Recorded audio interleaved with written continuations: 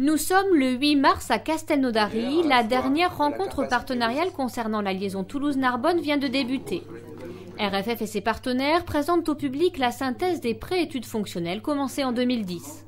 Il faut souligner le travail important qui a été mené par les équipes de RFF, le travail de concertation, le travail d'études qui a conduit à cette réunion aujourd'hui qui était la 4e et la dernière rencontre partenariale.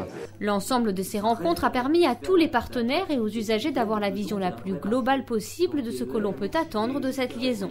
Cette journée nous a permis de présenter l'ensemble des scénarios contrastés que nous avions construits, qui vont à la fois d'aménagement lourd de la ligne classique jusqu'au scénario de création d'une ligne nouvelle entre Toulouse et Narbonne, avec les scénarios composés qui sont un mixte de ces deux scénarios.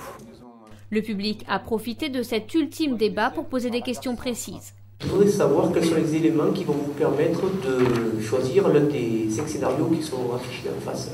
On va se priver, à mon avis, d'une manne européenne très importante si on avait fait directement Paris, Toulouse, Narbonne. Lors du comité de pilotage d'hier, un des membres du comité de pilotage a bien insisté sur le fait que ce n'était pas Toulouse-Narbonne, c'était aussi Toulouse-Narbonne-Barcelone. On a des gens qui ont posé des questions sur les temps de parcours qu'allaient permettre ces différents scénarios, le nombre de trains supplémentaires qu'on allait pouvoir mettre en place pour répondre aux besoins de déplacement et leurs coûts.